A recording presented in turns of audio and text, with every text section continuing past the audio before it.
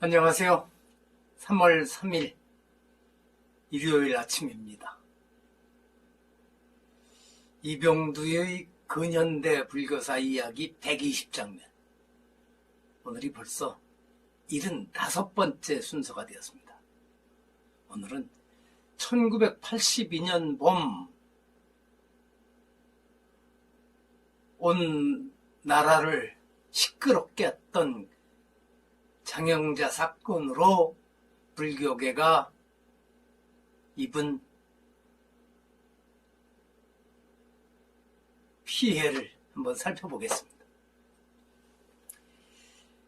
옆에 보이는 사진은 장영자 씨가 남편 이철이와 함께 1982년 5월 4일 구속되던 장면이고, 그 옆에 사진은 그 1년 전에 전남 장성의 백양사 입구에 있는 거대한 담수호 장성호에서 수륙 대제를 후원할 때 찍힌 장영자 부부의 사진입니다.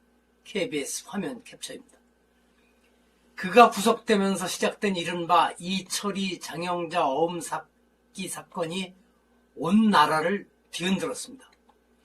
일반 시민들과 언론에서 역사 이래 최대 금융사기 사건이라고 한 이 사건으로 공영, 토건 등 중견 기업들이 도산하기 시작하고 해태지화 등 여러 기업이 피해를 입었습니다. 또 이들 기업의 주거래은행이었던 조흥은행과 상업은행 행장이 구속되는 등 금융권까지 요동쳤으며 주식시장이 교란되고 대량 실직 사태가 발생하면서 서민들의 생활은 더욱 힘들어졌습니다. 막강한 권력을 자랑하던 전두환 정권마저 휘청거렸습니다. 장영자 씨와 인연을 맺었던 스님들과 불교계 인사들의 이름이 연일 언론에 오르내렸고, 시민들은 불교계가 마치 사기 집단의 배후인 것처럼 여기기도 하였습니다.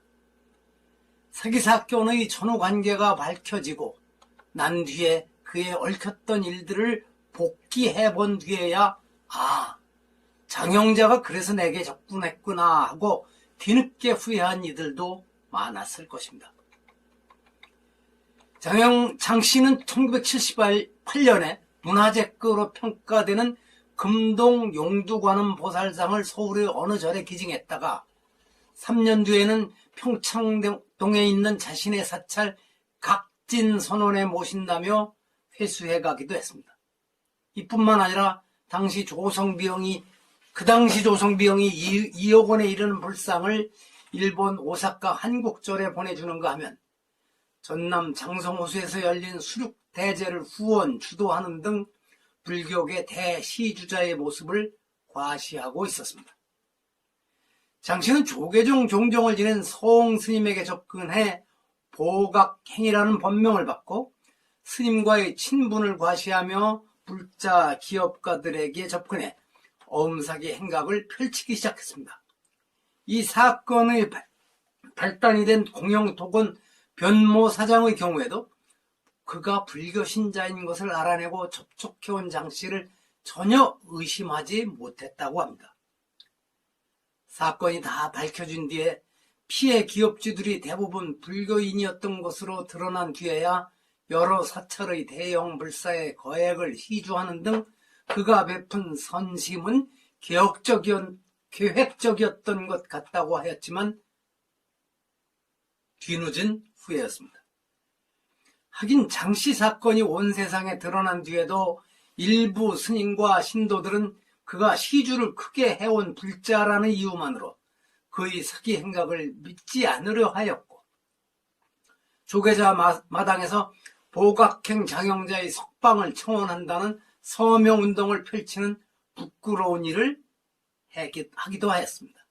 이것이 당시 한국 불교의 슬픈 현실이었습니다.